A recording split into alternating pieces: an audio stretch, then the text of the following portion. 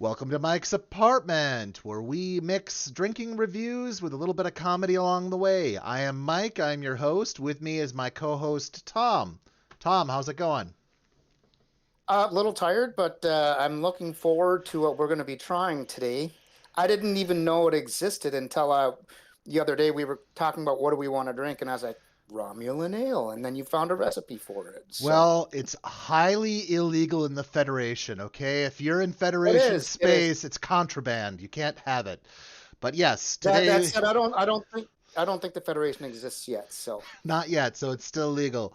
All right, well, before we take our sample here, so this is what it looks like when it's made. It has there are other recipes, but the recipe that I followed yeah. is it's 2 ounces of white rum, your choice.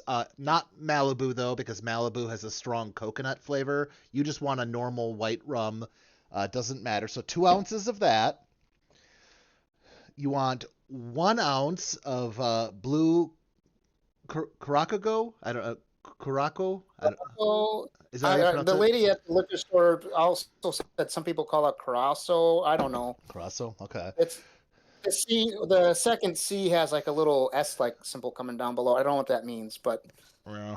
anyways, All right, and yeah. then 1 ounce of simple syrup. Unless you don't like sweet things, you can go half an ounce on the simple syrup if you don't want it to be too sweet. And then lastly, you want well, you should if you really want to be cool, use real limes, but you want an ounce hmm of lime juice also. I I did I don't know if this is the same thing that you had, but I Not don't know, I got one of these. pretty much. I mean, it's a different shape, but it's still just lime juice in a Yeah, container. yeah.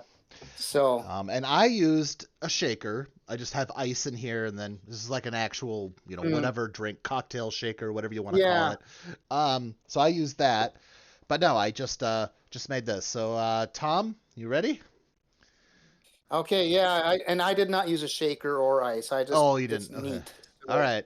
All right. So, Well, but all right, cheers. cheers. And let's see if this blows our minds like they do on Star Trek.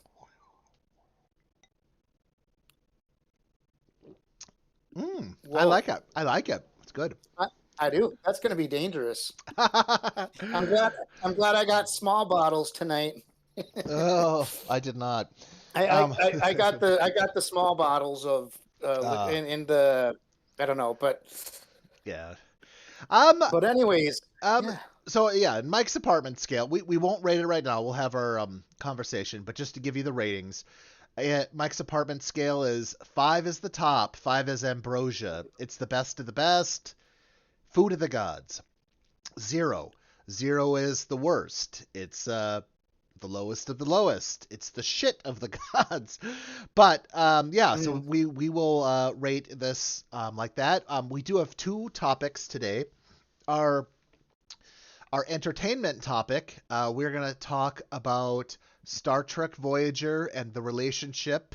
And, we'll also talk about like what potentially could be relationships on a starship, but the relationship between Neelix and Kes, and how mm, that, and unfortunately, at the end of the third season, the actress Jennifer Leon, who played Kes, left the show. She did come back for one yeah, guest appearance later on, but she did leave. So there's not a lot mm, of area there. Neelix was a cast member.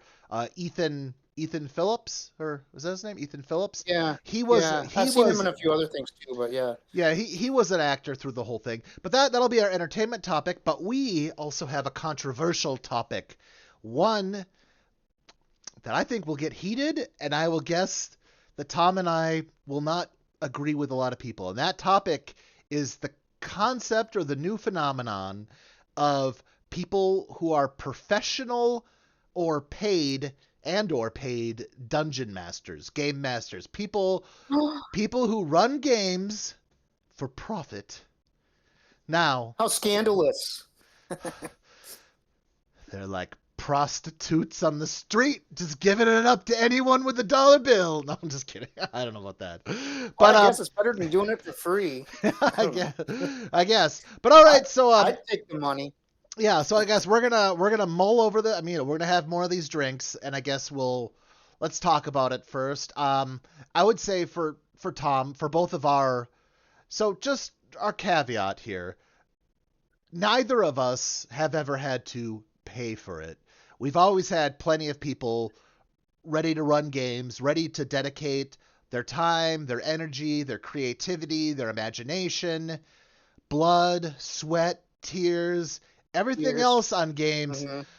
all those things in a game with no compensation of any kind given other than It's the satisfaction of having running a fun with game, friends. or they Yeah, themselves, yeah, they themselves are entertained thus. So we'll yeah. we'll we'll kind of talk about that. I guess, Thom, why don't you go first? And I mean, while we've never actually paid for it, I think you can still have an Hmm. opinion on it, because it's also like this. Maybe we've never jumped off a cliff, but we still know Hmm. probably what it's going to feel like if we jump off. And Thom and I combined, I mean, we must have at least like what, 50 years between the two of us. But we've probably, I mean, we Yeah, probably have I, 50 years of yeah, role playing, all kinds of systems, all yeah, kinds of everything. So you're yeah. talking to two people who have been playing, role playing games since, I mean, for me, it was the early 90s. I don't think I played in the 80s, but you may have started in the 80s. I mean, I'm not sure. Well, I mean, we talked about that D&D board game, whatever, that I played in the 80s as a kid growing up until we found out Dungeons and Dragons was the devil and we had to get rid of it. I think we burned, I don't know if we burned it or what. But anyways, I did mid 90s. A friend of mine got me into, I think it was Shadowrun. And then from there, I think around 2001, when I moved down to the Twin Cities, Minneapolis area, I got into Dungeons and Dragons and have been playing pretty steady ever since. I've had a couple of short hiatuses, but I've always had friends that, I, I mean, you know, the group of friends that I have. I mean, because we have a lot of the same crossover friends, and Mhm. I think for me, I just love the creativity. I love exploring other people's stories. I like trying to come up with something challenging for people. Yeah, I have my strengths, I have my weaknesses when it comes to that kind of stuff. But as far as paying a dungeon master, I mean, I think there are some areas where, I mean, that makes sense. I mean, there are like um, people like YouTube streamers or whatever, that your groups that will you have a paid DM, to test out systems or whatever. Because I think I remember seeing some of those back when Dungeons and Dragons fourth edition first started, and like you'd have a professional dungeon master, and then everybody else. It was like maybe at a con or something like that, and they'd run a game with people with pre-made characters or something like that, and um, so those are interesting to watch. I don't know a whole lot about what other kind of scenarios a professional DM would be in, but I mean, if you are a good enough storyteller and able to manage the input of other people characters messing with things in your world, I mean, I'm okay with people getting paid to do it. I don't consider it prostituting yourself out as a storyteller. That, It's that, just it's kind that of, I was, mean, I I exaggerate. I I said that for exaggeration a little. I don't quite consider okay. it like Yeah, that either. sure. If I can offer a rebuttal, I do. I agree and I kind of disagree with you in different ways. First of all, No, I know mother it's effer. I know. I Hey, wait, caught myself. we're not within 7 minutes. Oh, wait, I'm just kidding. Actually, we are at I nine. caught myself. I didn't say it. It's okay. We're at 9 minutes. It's okay now. All right, just kidding. That's our little urban legend thing. Anyways, long story short, let me tell you what I think about it. I have I feel this is what I would say. If other people, my my tongue is blue. Wait, oh, so was mine. Now I um, gotta listen to that song. Da-da-dee-da-dum. Whatever, go on. I was just gonna say this. If other people want to spend their money like that, I Mhm. guess that's their choice. I'm not necessarily against that, but I will say this: there are a lot of people out there who will run a game for free for you that will Mhm. be at the same quality level or even higher. I will say for me personally, it's a labor of love. I actually wouldn't accept money for it. I mean, unless someone wanted to give me like $1 million or something like that. Unless someone just wanted to lay it all No, over me, I wouldn't. I actually would not. I would not DM for money.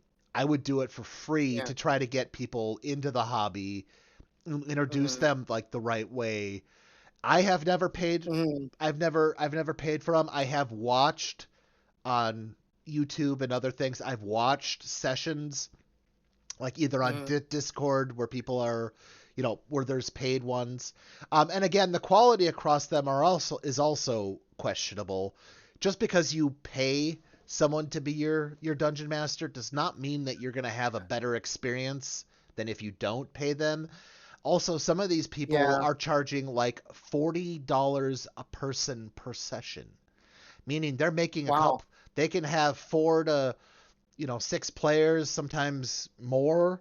I mean, so for me, it feels wrong. Yeah. It feels wrong, and maybe it's just because I've never done it. But again, at the same time, it's like we have this existing friend group.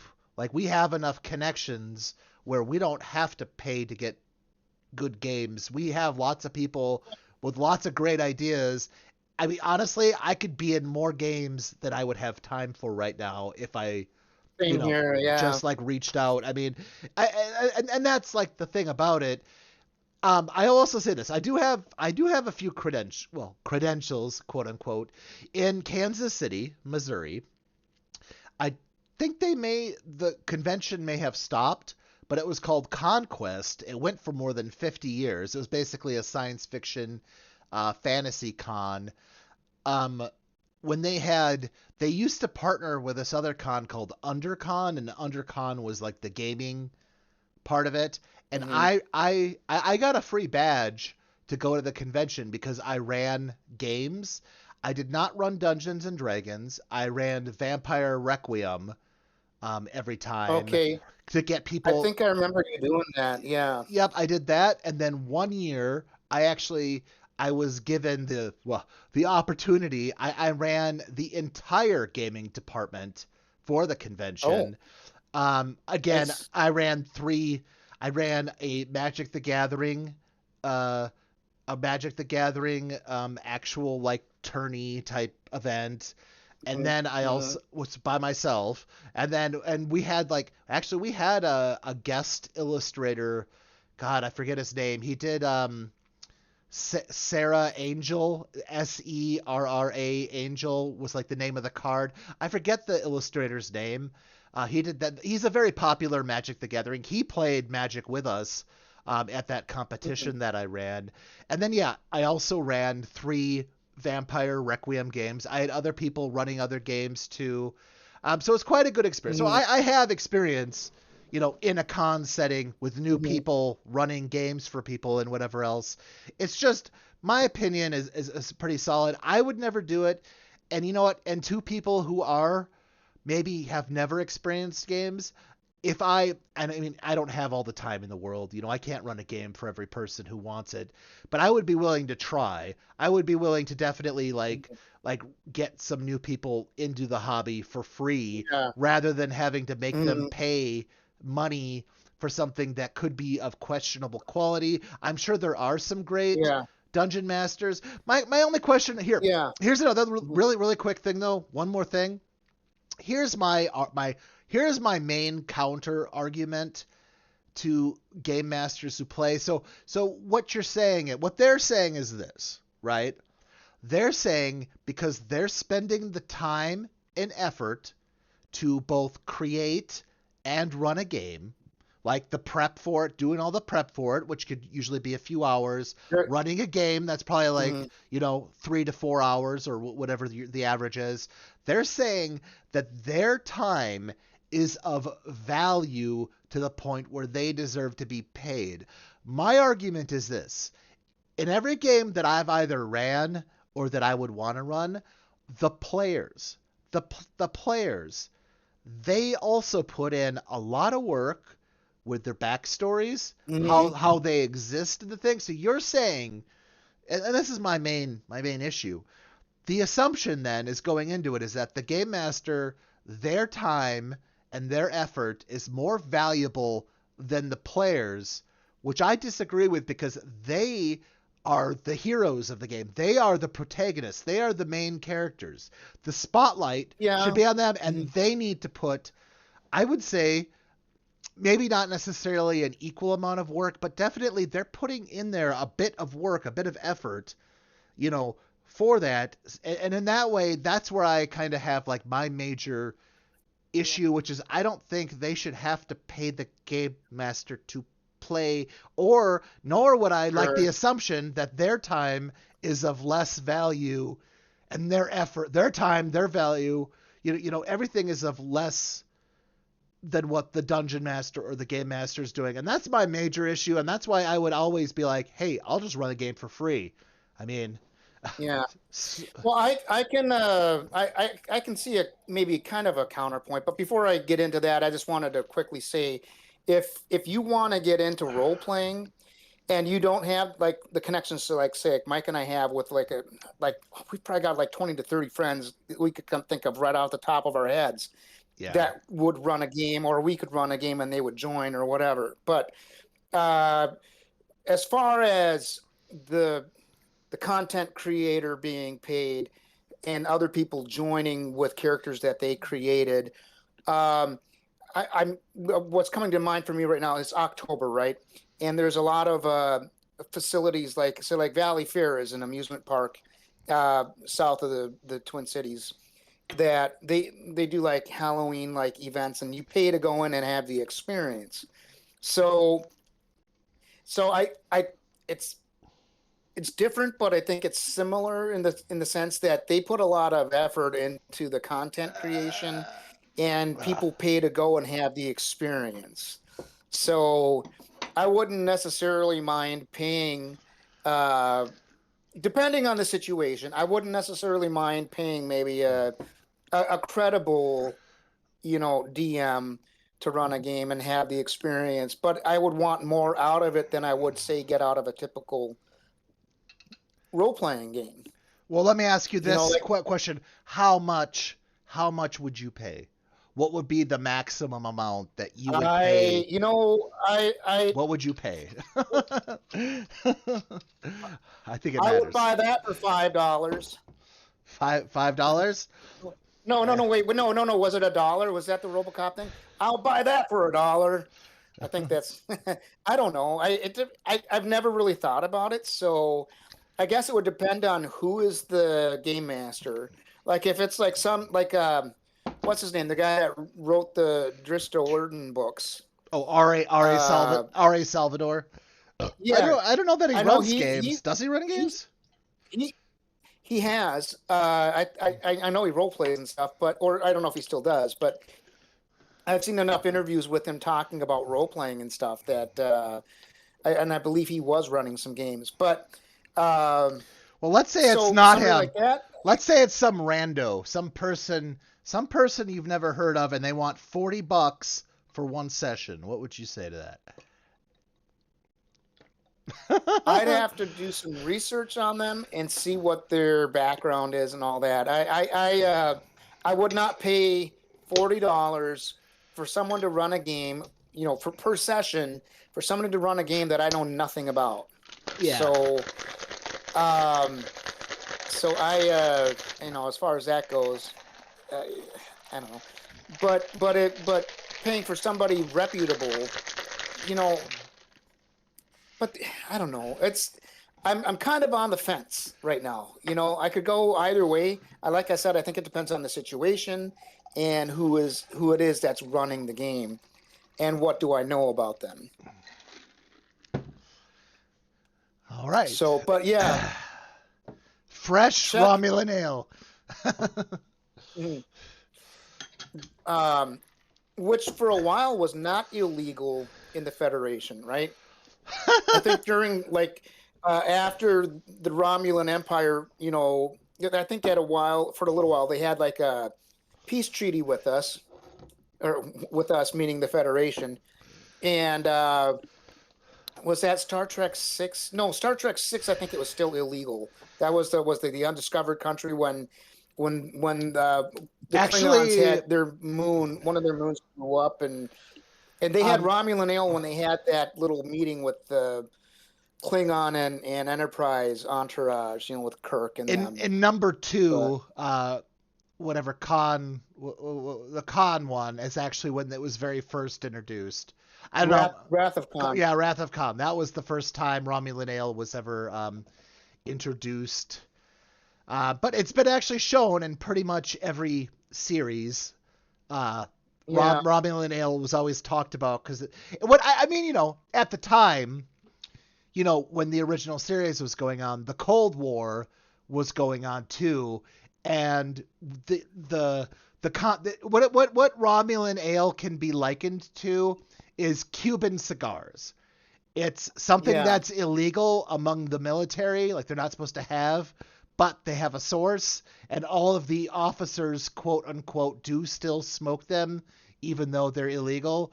That's the analogy for Romulan ale. That's what it was supposed to be, and ever since, that's kind of, the thing that it is. Um, I mean, would I try it? Maybe, maybe. Like you said, I would want to see maybe a recording of the gameplay, and that would have to impress upon me. It would have to impress upon me that it would be worth more than what I would normally get, like whatever I would be getting out of it. That that value would have to be there. If that's not there, if I don't know anything about this person, I'm not gonna, dude, I wouldn't give you 20 cents to run a game if I didn't know anything about you. You're right. I might try it. And there are YouTubers who are doing it. And obviously, with like, Matthew Mercer and Critical Role, even though they're not paid. Well, they're paid, but not like that. They're all voice actors, playing a game. Um, People pay a lot for voices too. That's why I do voices yeah. also. I don't I don't do them to get paid. Well, I mean, I guess on this show even, I've tried to do what I did my Chris Tucker impression. We did Bill and I'm Ted. We did our Dale and Tucker Tucker impression. yeah. Yeah, we've tried a few I, impressions. You know what? I don't get paid I extra for that. we don't get paid anything. We get paid shit. We just do this for fun, which is like what Yeah, we do for like role playing. It's exactly. for fun. So, and it's Um, I think it's also it's a good exercise for creativity. If you're concerned, say maybe about mental health, it's a great way to, I think, kind of help with like puzzles and like problem solving. Um, uh, Maybe thinking about things from a different perspective because you're playing these characters that are, say, different than you are. It's really difficult for me, I think, to play a character that's like, say, opposite me. But excuse me. But anyways, I don't know. I think there's a lot of benefits to the like the role playing scenarios that we engage in, and I think that has a lot more value to me than, say, paying somebody $40 per session to do to so, yeah, participate in a game that I yeah, could probably, like you said, uh, we like the people in our group produce the same level of quality as some of the better game masters out there, or dungeon masters, or storytellers, whatever they're called in the system that you're playing in. So, for me personally, right now, I don't think I would join a game that I'd have to pay for, especially since I don't make a lot of money. I mean, I make okay money, but I have better things to spend my money on right now, like like prostitutes. No, I'm just kidding. I'm or kidding. or alcohol. Or alcohol. So, Um, but no, anyways, but yeah, no, that's kind of yeah, where I. yeah. I mean, I would definitely want to see. I mean, I'm not saying, and maybe, and maybe I would one time just pay for both of us, Tom, and just have us do it just to see it. But Your name's with it? with a Yeah. caveat, that they let us record and later show on our show or Post something it. like that. Yeah, let us either that or I don't know, maybe either you or I try to run the game and we have people who pay us and see how that goes. I That's don't know. better. I That might like be that more than us paying. that might be better. Yeah, I mean, and you know, and a lot of That things said, we'd too. probably have nobody join. Well, they have, and the other thing too is like some of the times what I've noticed among these very popular dungeon masters, some of them just happen to be, you know, attractive like women. And of course they're gonna get a bunch of like, oh, a girl DM, oh yeah, who's hot too, oh yeah, I'm gonna hop on this and Yeah. pay. It's just like it's like slow your roll, slow your roll. You know, this is not the point of it. Is she really? You No. know, there's some other questions and considerations that would come up. You know, just because some cosplayer type lady, nothing wrong with cosplayer type ladies. I'm not getting on them. I'm just saying Nope. though, like if you just happen to be like someone who cosplays in fantasy or science fiction or something, that doesn't necessarily it could be, but it does not necessarily translate into being a good storyteller, into being a good dungeon master, game master, Hmm. whatever. And that seems to be like some of the more popular ones do seem to kind of be like that. Other than that though, the one thing I did notice, there's not a lot of old school like 70s, 80s, game masters from then who charge. And maybe it's just because they don't know they can charge. I mean, that could also be equally true as well. But I would just say like there is a lack of those people. And that's before, our time really even. Hmm. Um but again, I mean, just so you guys know, we're not just talking out of our asses here. I mean, Thom and I together, we have at least like 50 years of combined, you know, Experience. Yeah. various role playing experiences with multiple systems, multiple characters, campaigns, chronicles, whatever you want to call them. We've done a Whips. lot. Whips sometimes. Whips, Oh wait, chains, sorry. Wait, we're not talking about that. whips, No. chains, scream. What are those Excuse me. called? Scream balls. I don't know what they're called. I don't. That's a BDSM, SNF. BDSM, That's not my thing. BDSM. We do a lot of BDSM on the side too. Whatever it takes. Um. Yeah, and dominance, that kind of whatever. Yep. I don't know, but We always switch it around too. Sometimes one of us is the dom, and then the other time the other one of us is the sub. I mean, just like no. The only BDSM I got into was the workout video I got. the So workout video.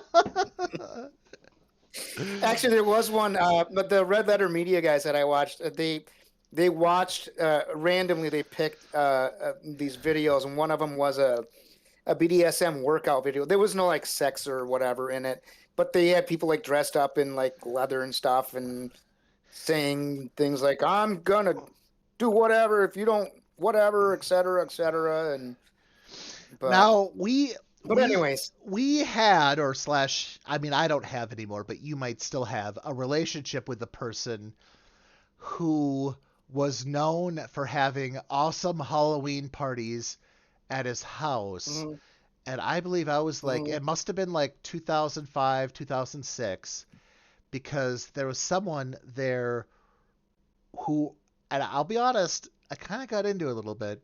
She beat my butt with a whip, and He did. and you know what? I had had so much to drink, and I was just so whatever. And also that friend, currently an ex-wife of theirs, but she was I think you know Mhm, who I'm talking about. She was a bartender. I think you know.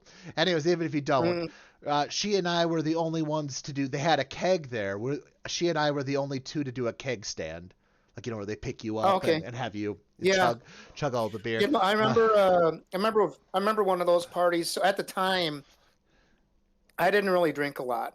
Uh, because I didn't really know what my tolerance was because I grew up in a good Christian home where alcohol was the devil. I mean, everything was the devil. So, but anyways, at the time, I was delivering newspapers every night, 7 days a week, and I didn't know what my tolerance was. So I was trying to be careful when I would drink about not getting drunk. So, but but I was at one of those Halloween parties, and she was coming out of the house, and there were a couple people that wanted to go in and do tequila shots. And I said, "Well, I'll go in and try one, do a tequila shot," and she was like, "Oh, if Tom's trying one, I'm going back in." It's like I got to be there for this, and so we all did shots together. But I had a lot of fun at a lot of those parties. Yeah. It, they I met a lot of new people, whatever. But anyways, I think we're kind of going long on this intro topic. Okay. Yeah, or Scotch for okay. So we'll wrap it up here. We'll just say this. If it is your first time, just know you don't have to pay for it. There is someone out there that will give you a free experience, a free dungeon master, storyteller, game master experience. Someone will run a game for you for free and introduce you. I can't, obviously, I'm not omniscient here. I can't promise you'll have a great thing. You could reach out to us here and see if maybe we would throw a game together for you. Then I could more guarantee a better experience. But I'm just saying, you don't have to pay for you. Oh, go ahead. Yeah, I was just gonna say our group. We meet on Discord and we play online because you're in like Kansas, and most of our group is in Minnesota, but we're Kansas City. I meant sorry, but most of our group is like spread out even among Minnesota, so it's kind of difficult for us to gather. We would make it work. But anyways, somehow we would make it work. You can make, and there's other groups like that. Also, if you don't have the connections, like we said earlier, that like Mike and I do, you can reach out on Facebook and look up groups. And the other group that I used to play with, we would actually meet at one of our family's houses. There was a couple that hosted. We met that couple on Facebook. They reached out and connected to our 1T friend, and that's how that group formed. And I met a police detective. I met that couple, and like two other people that I never would have met otherwise. So it's a great way to meet new people, establish friendships that you might not have otherwise had. So many people are so generous in these kinds of groups. And I remember like half the time I'd show up at a game session, they're like, somebody would be like, "Hey, I got something to share with everybody," like new dice, plushies, or little like plaques, for your character or whatever. One of the guys would paints minis, and so you could buy the file for a mini from this one company, and then one of his friends would 3D print it, and then our friend in our group would paint it for you, and then that would be your miniature character for the game. And it was I really do miss that group. I'm hoping to maybe be able to rejoin them soon, but I got a few other things I got to work out to free up time in my schedule for it. But so yeah, just know, you don't have to pay for it, and just because you are paying for it, don't necessarily think that it is more valuable than a free experience. That is not true. That is not the case. There are plenty of people out there just trying to make money, and they may not have the skill, the ability to give the effort, everything else that a lot of people can do for free, like myself included. Anyways, that's all we're saying.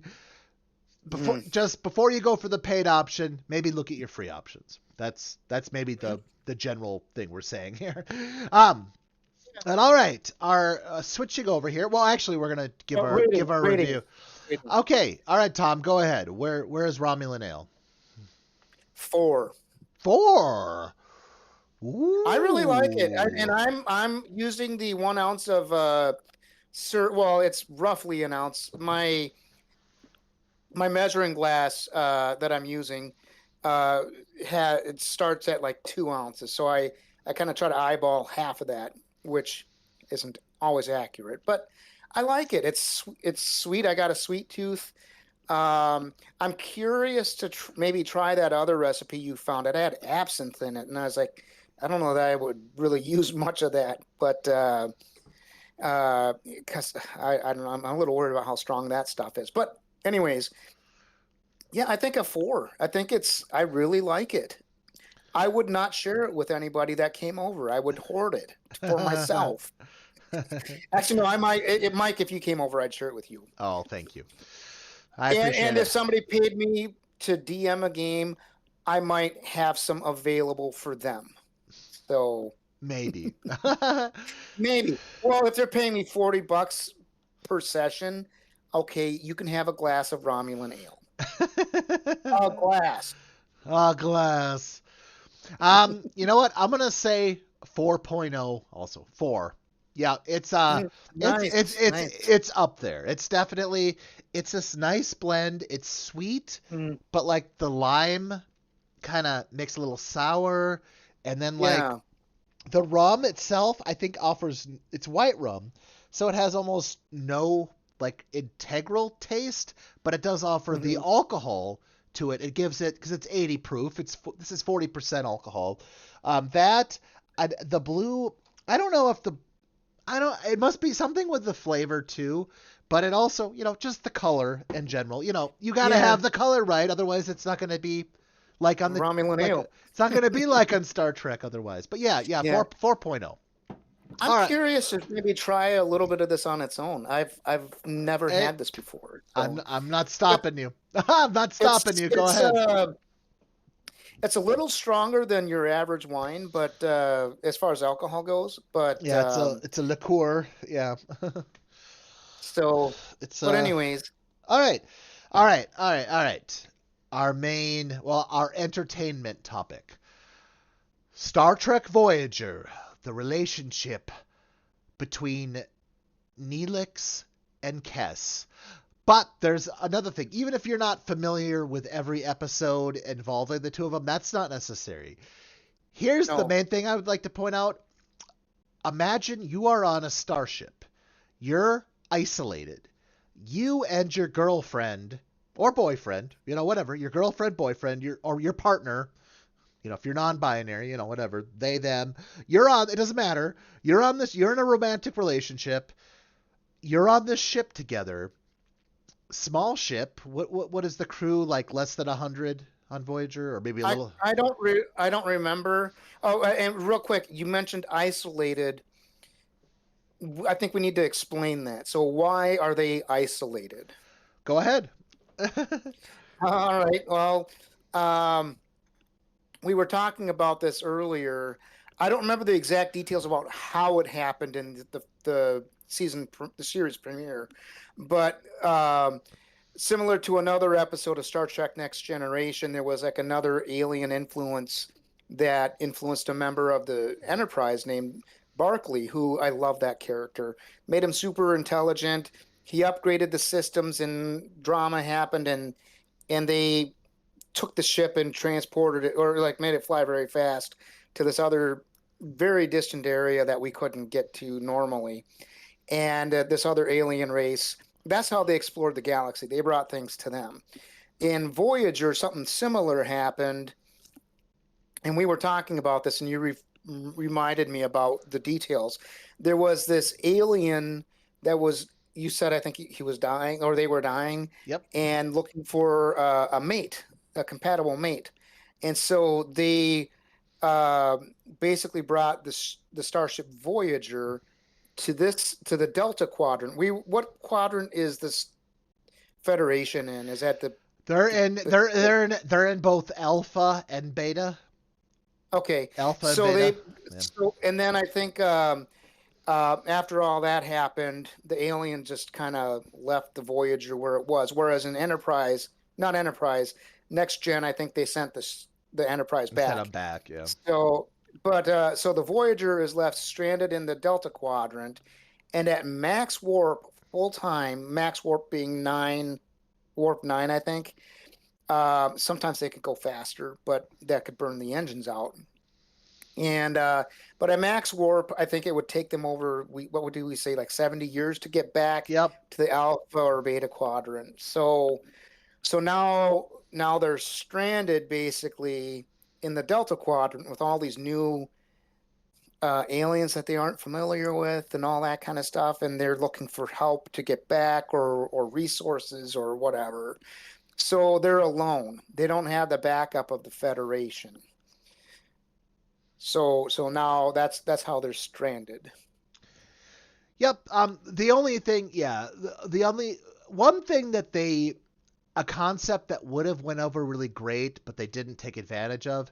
They didn't that the caretaker, the super powerful alien that was looking for another race that was compatible with them.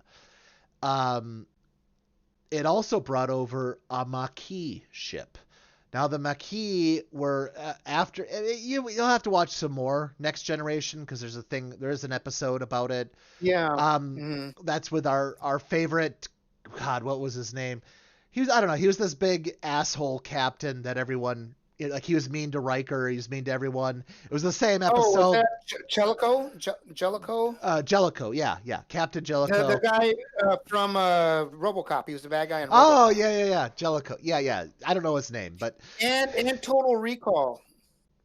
Oh yeah, he was like the husband. Yeah. The 80s, the Schwarzenegger. He was the Recall. Yeah, he was the Anyways, Captain Jellicoe is well known, but anyways, in that episode, that's where they covered the Cardassians more, and why that's important is basically the Federation and the Cardassians had a war, and at the end of the war they had a treaty. Some of the worlds on the Cardassian side became Federation, and some of the worlds, vice versa. Federation worlds were in Cardassian space.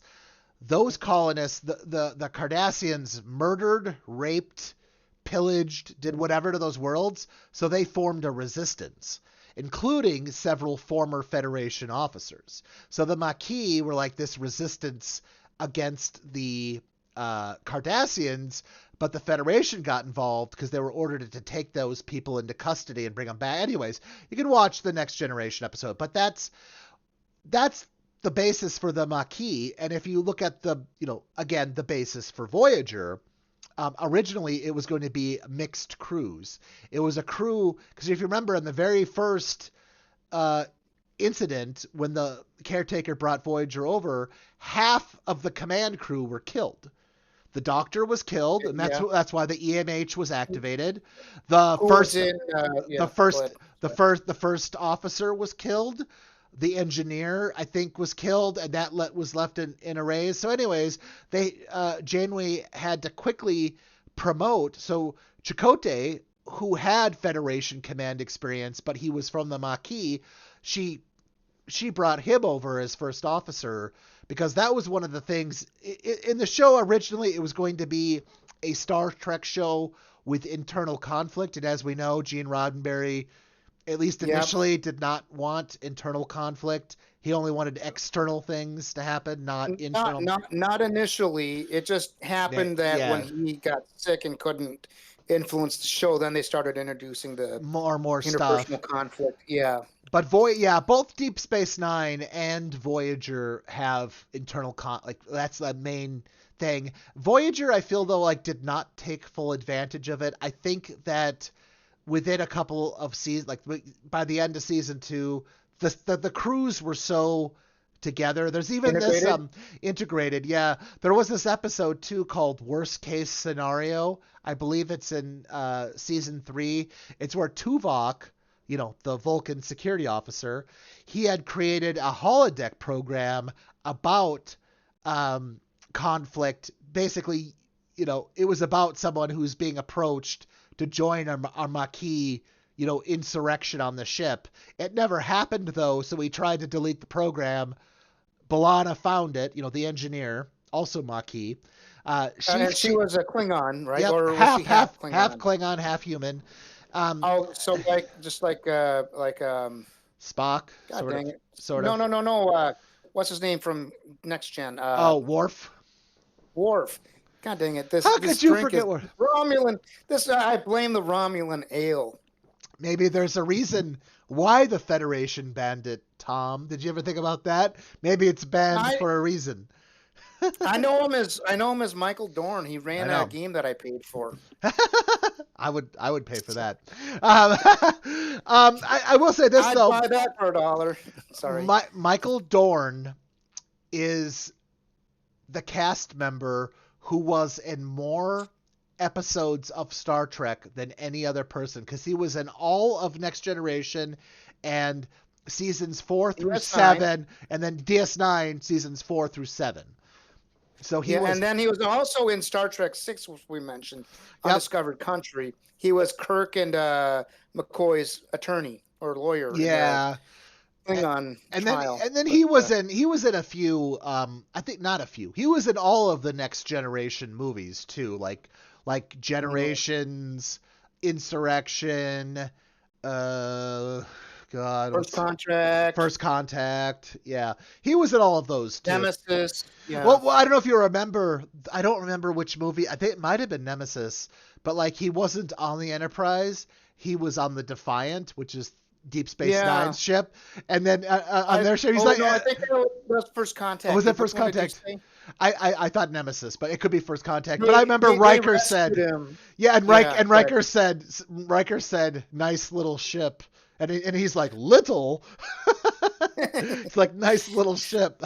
He was on the Defiant, which was from DS9, and I think originally had a different name, but they rechristened it, I think, in the show.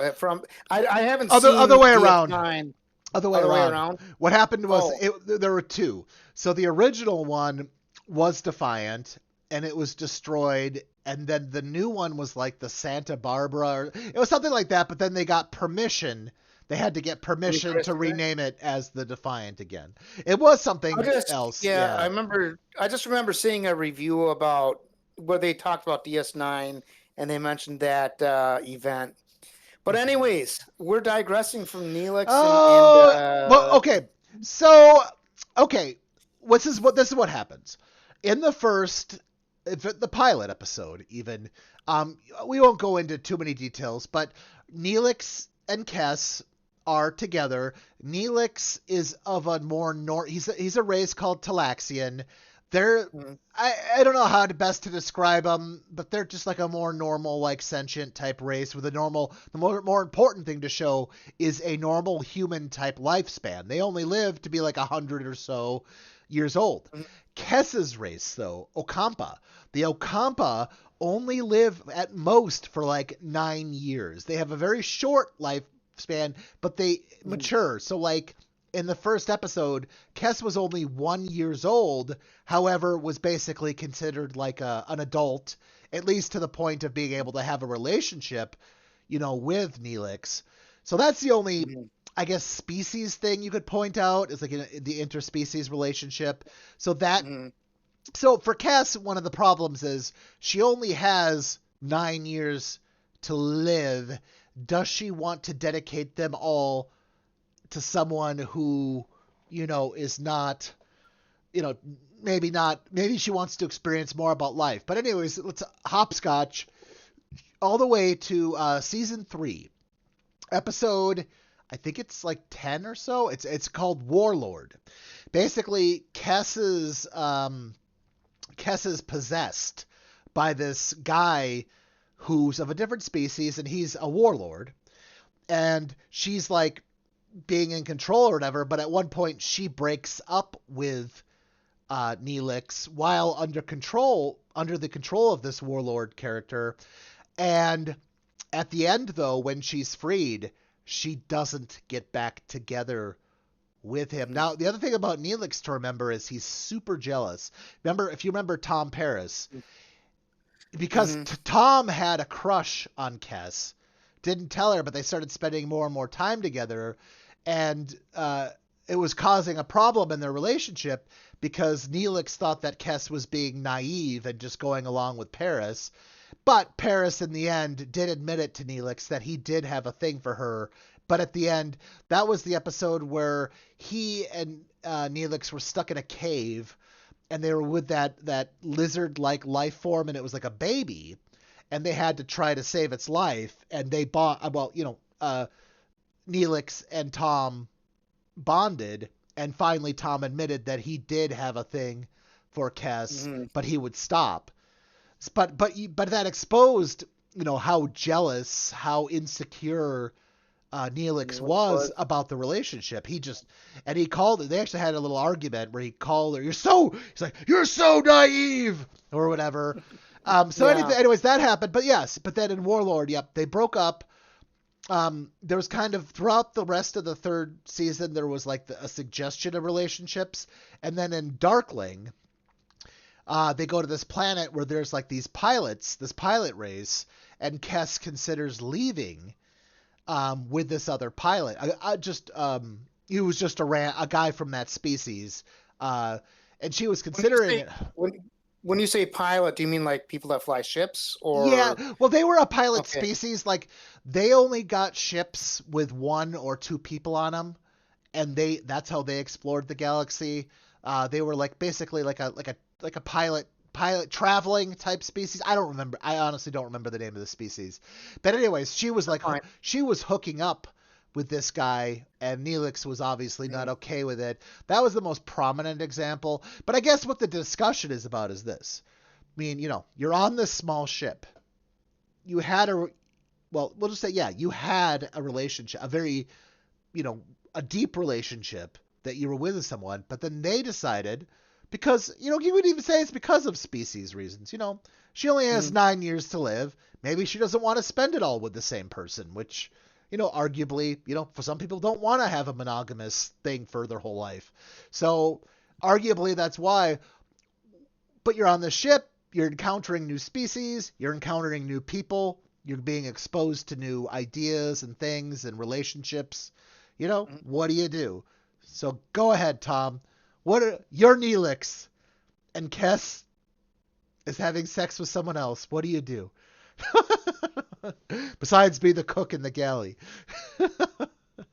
Fuck all. I'll have a relationship with Tom Paris. You might as well.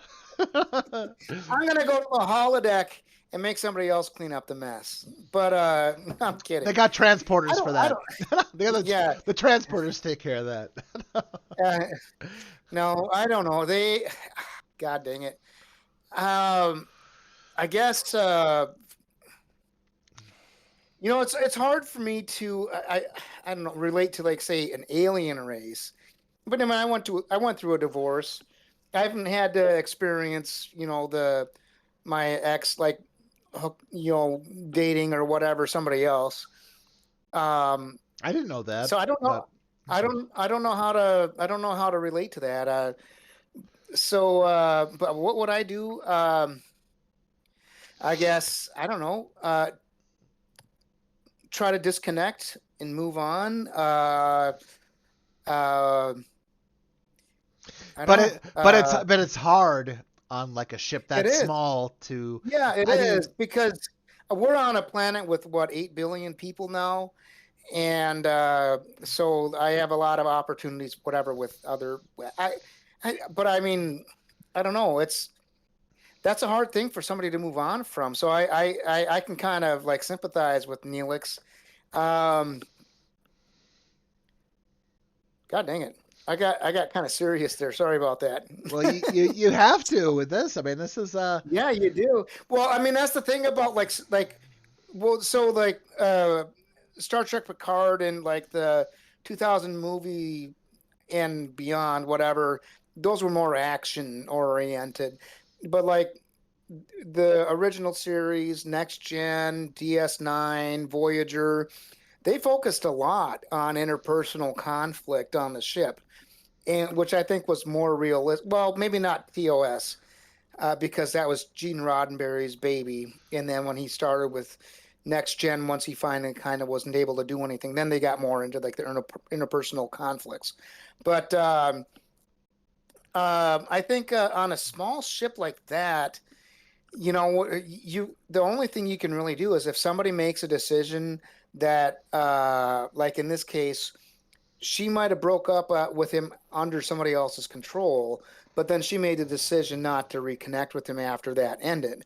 So the only thing you can do is, if you are of the right mind, is I guess move on. So so I'm trying to remember what Neelix did. What did Neelix actually do? Well, as you may or may not know, Kess eventually evolved to the point where Yeah, I she remember that. left the ship, and I think after that, he, And she was a higher level being, right? yeah, like Like, she was super telepathic, super telekinetic. She could become, it was a sporific life form or something like that. She mm, was able to do that. But anyways, long story short, yeah, she left the ship. So I guess in a way it was kind of the option was taken out of Neelix's hands anyways. And after that, you didn't see the insecure, kind of petty side of Neelix. mm, Neelix grew a lot, and mm. he didn't have another romantic relationship until the very end of season 7, where they find that Talaxian colony. Remember, he didn't go all the way to Earth. Oh, he didn't. He Okay, I remember forgot that. he stopped at a Talaxian colony, which somehow was out there. Found a Wait a minute. Talaxian woman with a son, and he stayed there with them. But what did the Voyager do for a chef after that? Replicators. No, I'm just kidding. They could have done replicators the whole time. They just wanted to make him feel important. No, I'm just kidding. Or, uh, hey, Earl Grey, hot. Exactly. That's basically it. Oh, another thing though that you can think of is this. Remember in Next Generation, Riker and Troy, Deanna Troy, Hmm. they had a relationship before. It was Hmm. mostly off camera, but you saw glimpses into it. But in the end, of Next Generation, though obviously it didn't last because Worf got married in Deep Space Nine. But Yeah. Worf and Troy got together at the end. Yeah. And Riker was happy for them. He did not have any Yeah. ill. He had no ill will towards Worf or Troy. Yeah. But yeah, And obviously in Picard, Riker but and Troy they got got back it together. together. Yeah. They had a kid who ended up dying. I mean, we're not going to go into Picard too much, You but spoilers? No, I'm just kidding. Doesn't matter. We're fine. I think we're it fine doesn't on matter. spoilers. That was Picard season 1. What was that? 2020? That's 5 years Yeah, ago. yeah, plenty of Get time over for it. yeah, plenty of time for spoilers. Anyways, yeah, I mean that's basically just like some thoughts about it.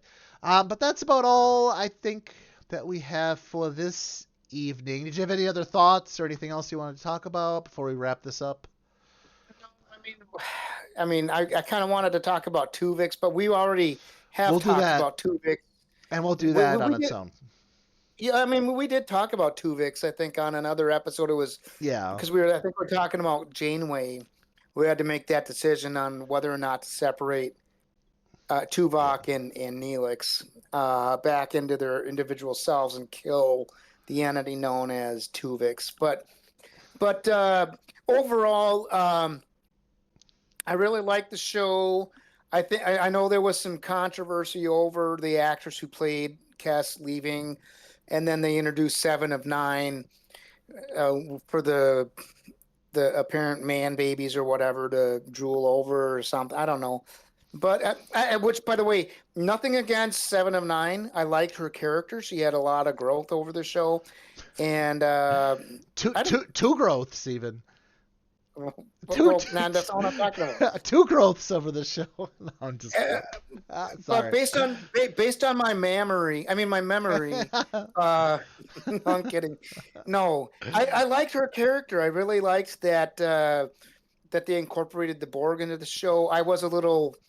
Uh, I thought like some of the interactions between the Voyager and the Borg, how the Voyager always seemed to defeat the Borg. I was like, come on. Yeah, it was. That I mean, suspension of disbelief only goes so far. I think.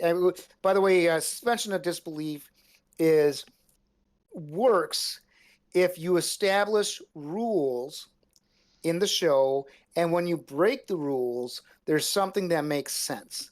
And I think they always had like some kind of explanation about how the Voyager won certain battles. but it always, from my memory, I don't remember the exact episodes, whatever, but it always seemed kind of convenient. And then they introduced that, what, species 829 or whatever, that the Borg was 8472. Yeah.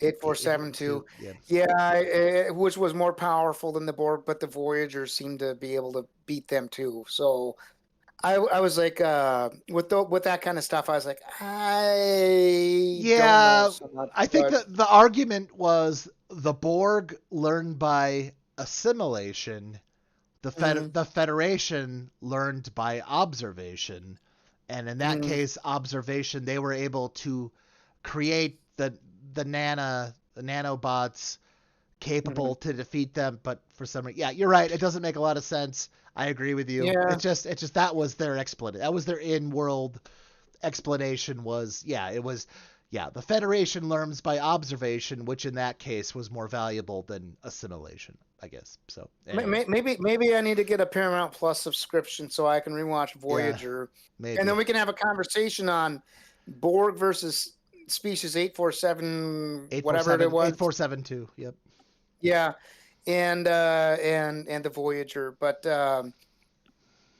overall, try some Romulan ale. There was that other recipe that we found that had, I don't remember what all was in it. Absinthe. I think the Curaçao was probably in it too. I can't remember, Mm-hmm. but the recipe that Mike shared earlier, you shared the recipe, right? You well, yeah. I actually You haven't mentioned posted.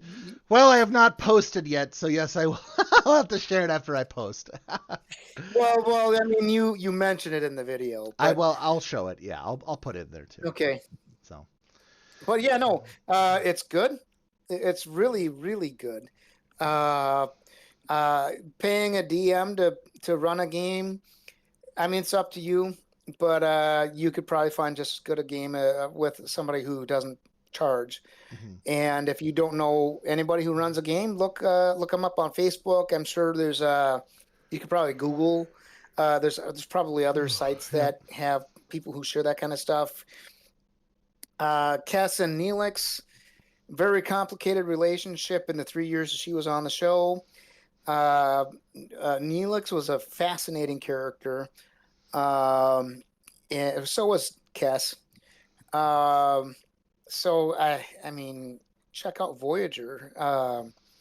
You don't necessarily have to have seen like Next Generation, the original series, or Deep Space Nine to really understand Voyager. I think Voyager was kind of on its own outside of the um, Pathfinder project with Barclay. Pathfinder project. With Barclay. Yeah, well, not that one, but the Maquis, Oh yeah, the which monkey. Yeah, were which which were never. introduced. They were introduced in Next Gen, but I think the way they set up the series premiere, I think they just said the Maquis were this. I think they kind of explained what happened, so you Yeah. don't necessarily have to have seen like that Next Gen episode. Um, but that was that the one with the there are four lights for Yep. Picard Yep. Yep. That is the one. or whatever. Yep. It Okay. was a two-part. So he got So captured in the. It's a two-part series. He got captured at the end of the first one, and yeah, he was yeah. interrogated over the second one. There are Which four which lights. which by the way, Four.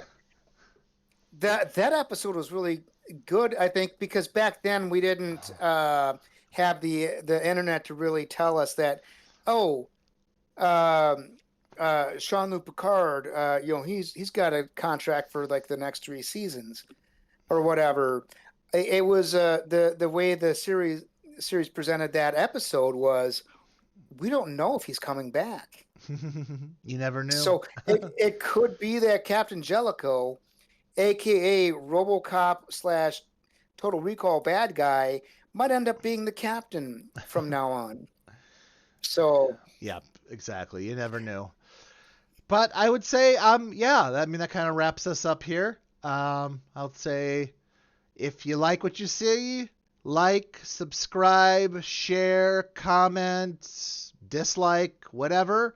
We appreciate your feedback. If you got ideas for a future show, send them to us. We definitely are open to input. Any final Comments words? below. Comments below. All right, everyone. Have a good night. Bye. Good night.